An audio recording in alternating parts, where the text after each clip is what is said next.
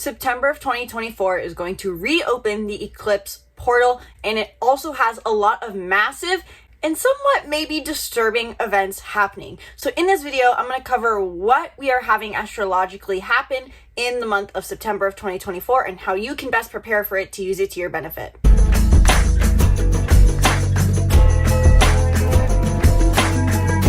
Welcome back to the channel. If you're new here, welcome. I'm Isabelle, your spiritual rebel friend. I talk about all things astrology, personology, manifestation, and more. And today I want to talk more about what we can expect from September of 2024 as far as astrology. And I felt, really proud of myself for remembering to film this, because every single month the first will hit and I have forgotten to make a prediction video. And I was looking at my content plan that I never follow for upcoming months, and I was looking over transits happening, and I remembered that September is a huge month astrologically, specifically for a few signs. And I'm gonna make sure that I actually go through the effort of putting up a video on specific horoscopes for the signs most affected by this September 2024 astrological transits wise. So stay tuned for those videos that are going to come out soon. This video is just a general overview of what's happening in the stars for September of 2024. So if you know your sun, moon, and rising, I encourage you to listen to this video and reference where is going to be activated in your chart.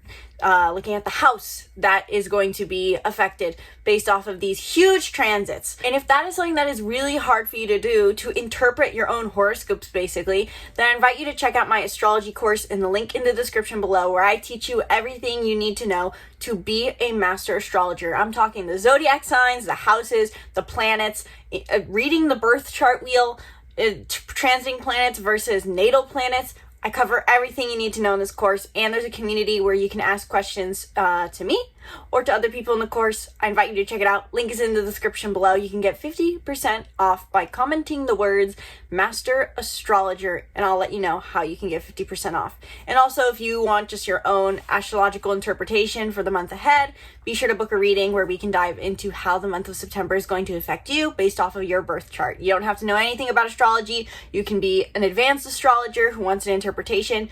Either way, these readings are for you. Check it out in the link in the description below. So we start off this month with quite the bang.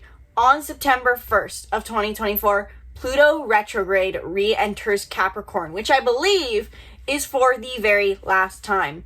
If I were to reference my note, I believe that we have Pluto leaving or going direct back into Aquarius for good around November 19th. Pluto direct re-enters Aquarius. I don't have it written down off the top of my head when Pluto stops going retrograde, but Pluto retrograde re-entering Capricorn, first and foremost, is really, really big. And not even so much for, I think, personal, but collective. Pluto, her current transits, really does show us what we're collectively working on healing. And with Pluto being in Capricorn for so long, going retrograde in and out of Capricorn and into Aquarius, we have been healing our relationship with authority. This also specifically means with Pluto retrograde re-entering Capricorn that this is going to, unfortunately, be a bit of a challenging month for Capricorn or strong Capricorn placements, such as if you have your moon in Capricorn or your north node in Capricorn or south node in Capricorn. If you have any strong Capricorn placements, I highly encourage you to listen to this part extra close.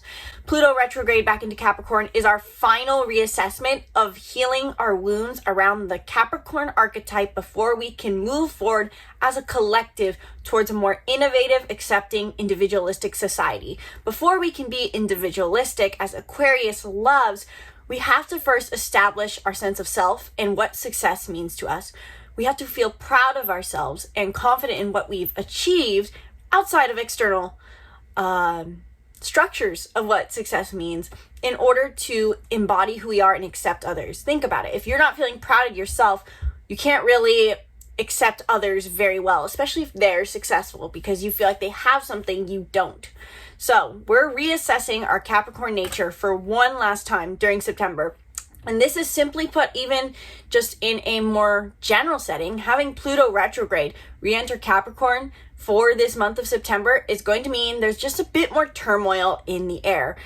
I don't like giving necessarily negative interpretations of the stars because I feel like so many people already do that. So as much as I do think this could be chaos, I would simply think of it as we are healing wounds proactively this month. Retrograde doesn't always just bring chaos, it brings healing. It is a self-reflection. Direct planets really are more so let's grow, and retrograde planets are let's reflect. So we are reflecting on our wounds around the Capricorn archetype this month, and we are reflecting on our traumas. So we can all be in a setting where we're feeling more called to heal wounds during this time. And you should look at where Capricorn is in your chart based off of your sun and rising to know where you may be doing this healing work. For example, if you had a 4th house in Capricorn, you're healing family wounds. If it's 7th house, you're healing relationship wounds. Look at where Capricorn is in your chart. So not only do we have Pluto, the planet of death and rebirth and trauma, going retrograde in September, but we also have, drumroll please, Uranus going retrograde in Taurus. We recently, actually as of filming this, had a T-square full moon with Uranus involved, and this really shook up our self-worth, made us have to redefine what makes us feel worthy, and potentially even shift our finances, maybe having financial disruption, especially if you're an Aries sun or rising.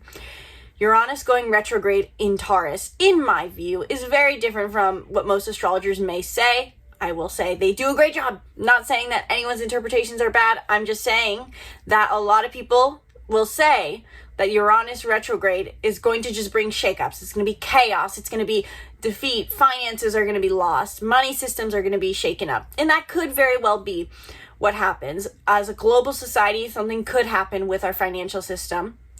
But oftentimes, an interpretation I don't hear for Uranus is said to be the higher octave of Mercury. So in my interpretation in astrology, Mercury is our habitual way of thinking, similar to our Myers-Briggs cognitive functions, and Uranus is our way we can learn to think, our reprogramming our mind. It is, so to say, our shadow functions in the Myers-Briggs. If you know what the Myers-Briggs is, let me know in the comments below, because I think a lot of astrology people, astrologers, people who fascinate with astrology, who follow my channel, don't actually know what that is, but I love it, and it really helps me understand Uranus and Mercury, their dynamic.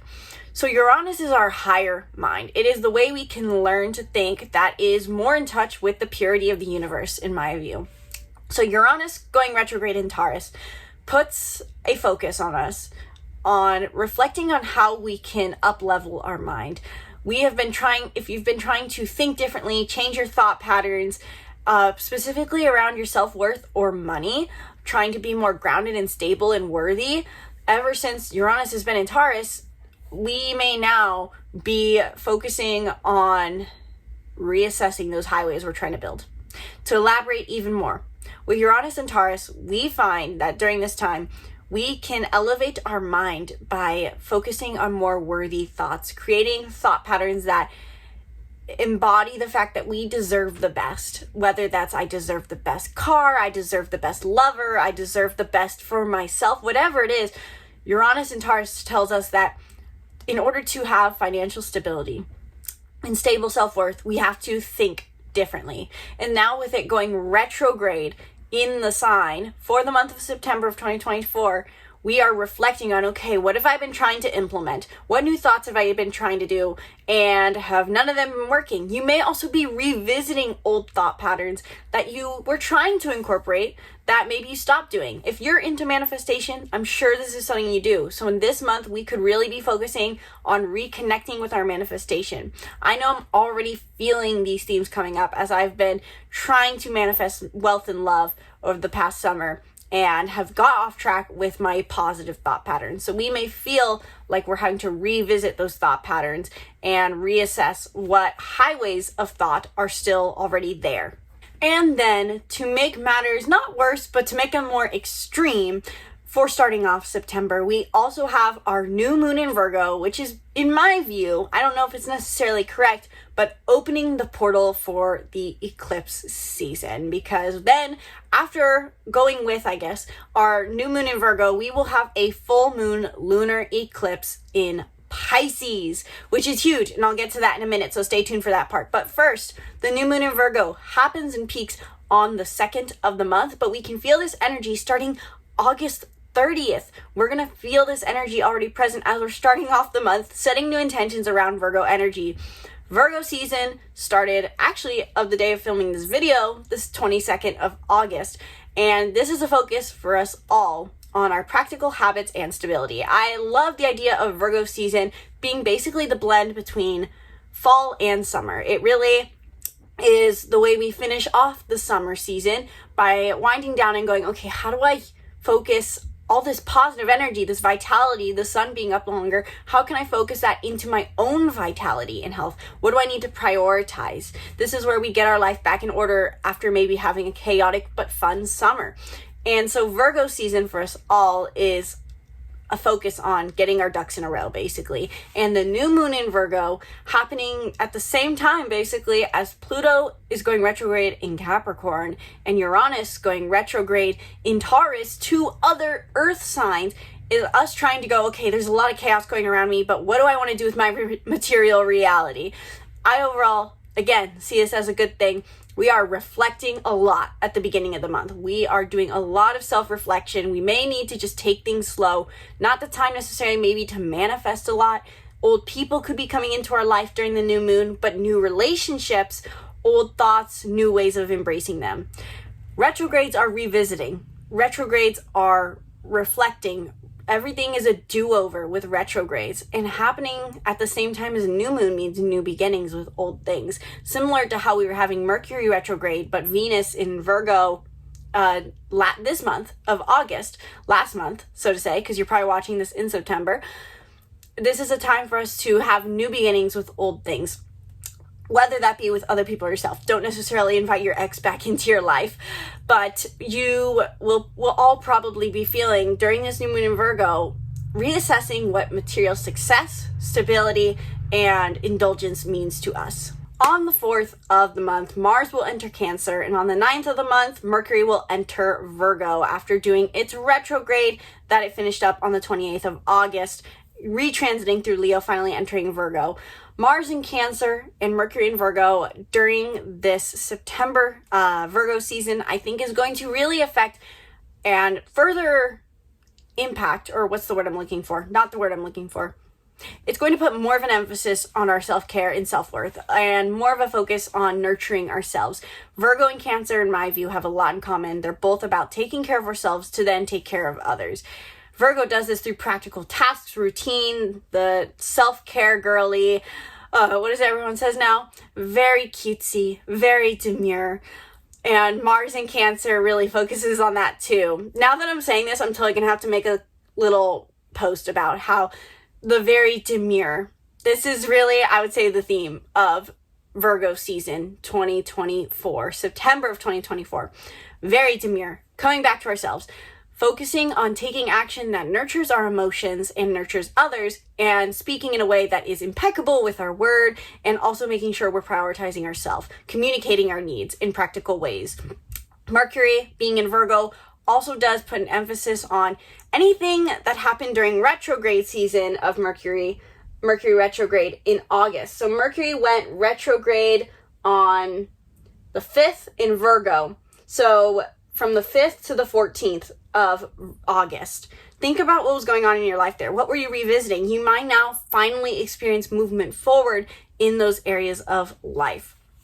So when Mercury re-enters Virgo on the 9th of September, you can expect things to wrap up that are happening between August 4th and, did I say that right? August 5th and 14th. 5th and 14th, not 4th and 15th. Same difference. So that is going to be affecting us, along with, of course, Mars in Cancer puts a priority on us feeling our way through the month. So while you should be focusing, I think, on practical tasks, we also should be making sure that the things we do feel good. And then, drum roll, really the grand finale, or not so much the finale, but the biggest event of the month, which I love to film about. On September 17th, we have the full moon lunar eclipse in Pisces at 25 degrees of Pisces. I will have a whole video, hopefully, coming out about this event because I think eclipse seasons are one of the most, if not the most, important transits to pay attention to. Forget about Mercury retrograde. Forget about each season. This eclipse is so huge. I need to do more research on when the last Pisces eclipse was that we have or had, and I will be, again, sure to do that in my other video. But this Pisces eclipse is huge simply because, in a way, we expected to have Aries and Libra eclipses, which we will have a Libra eclipse in October, but we're not having another Aries eclipse. And so we do want to look back to last eclipse season to get indicators into what may be happening next. But this is throwing us an oddball because it's not Aries, it's Pisces we're talking about. So we're not having a direct axis. Last eclipse season was from the end of March to the beginning of April. I know that eclipse season hit me hard as an Aries. I broke up with my one-year relationship. My life felt like it was falling apart. It felt like the world was ending. But Pisces, you're going to want to pay extra attention to this one because it's happening in your sign. And of course, Aries and Libra, I believe, because this is still initiating the axis focus that is you. And we will have another Aries eclipse eventually, I believe. It won't be until April, though, of next year. So the point is, this eclipse season opens the eclipse portal. Eclipses are massive chapters in our life. Imagine your life is a book, and the book is all about your birth chart, you embodying your birth chart. But the chapters in which you move forward in that journey to embracing your chart are the eclipses and North Node placements. So this eclipse season, we can expect things to be happening, culminations with our spiritual practice, our sense of self. We have had Saturn retrograde in Pisces, which has been our focus for us on our emotional boundaries, our energetic boundaries. And so we can experience a culmination during this time. Look at where Pisces is going to be in your chart. This event is going to be huge. Stay tuned, turn on post notifications for that future video because this Pisces eclipse is going to be huge and it's going to go in tandem, so to say, with the new moon solar eclipse in Libra. Is that right? Yeah. I have all my information. One last note is that on the eclipse season, we will be feeling this energy for the entire month because eclipses have emphasized effect in comparison to a regular old new moon and full moon. So really, we'll feel this energy at the start of the month all the way through the end of the month until we have our next new moon. Well, we have our full moon and new moon going in tandem for eclipses. So this energy really is going to start at the beginning of the month and not be until the end of October. So keep that in mind for this month. We're going to feel this energy. Again, stay tuned for the video breaking down the eclipse season more because it's going to be huge and I really want to make a video on it. But also finishing up the month of September, on the 22nd, we will enter Libra season, which then focuses on collaboration now that we've assessed who we want to be, how we want to be, and what we need for self-care going into cuffing season, so to say. Along with that, on the 22nd, Venus enters Scorpio, which will be a really interesting dynamic for Libra season because normally Libra season is more about starting relationships, so to say. It's about meeting people new. But Venus in Scorpio puts an emphasis on our sexuality and our need for depth and intimacy. So this will be interesting. I'm going to make a video on that too. I'm probably going to just bulk create all the videos for fall because I think fall is going to be really interesting this year with what we have in the stars. And on the 26th, Mercury will enter Libra, which moves our focus away from being impeccable with our word, maybe even a bit critical, expressing our needs, being more routine with our thought, to then connecting with others. Let me know what else I missed, what is happening in the stars for the month of September in the comments below, and I'll be sure to film a video on it. Are you excited for the month ahead? Do you feel like it's going to hit you hard? What is your sun and rising, and how do you think this month is going to affect you? Do you feel like it's already hitting you hard? Let me know in the comments below. Let me know your thoughts. And if you want to learn how to make your own interpretations, check out my astrology course, The Master Astrologer, in the link in the description below. Really, this very demure, very cutesy September, which can be intense, is a great time for us to focus on prioritizing our learning and planning our future. And this astrology course is meant to help you do that. You learn how to use the stars to plan your life and understand yourself. So check it out in the link in the description below. I would love to see you in there. Join the community. Let me know any questions you have in the comments below and I'll be sure to answer it. And be sure to subscribe to the YouTube channel and stay tuned for more videos breaking down the stars and more. Again, I pinky promise. Actually, I shouldn't promise because my life is very chaotic, but I am going to try to today film a video talking about the signs that are going to be most affected by this month ahead, which, as a quick summary, hopefully you've watched all the way through this video and you didn't immediately close this as I went into talking about my astrology course and stuff. But the signs most affected by this month ahead, the signs that should be on the lookout, so to say, the signs that really should pay extra close attention during this month are going to be the 3 earth signs: Capricorn, Taurus, Virgo, and Pisces. If you have a strong placement of one of those 4 signs, if your sun sign is one of those, you should definitely turn on post notifications to stay tuned, because I will be making a video for you. Overall, of course, though, given that this is Virgo season, the number 1 sign that's going to be most affected by this month's astrology is going to be Virgo. Virgos, how are you doing? Are you already feeling this energy?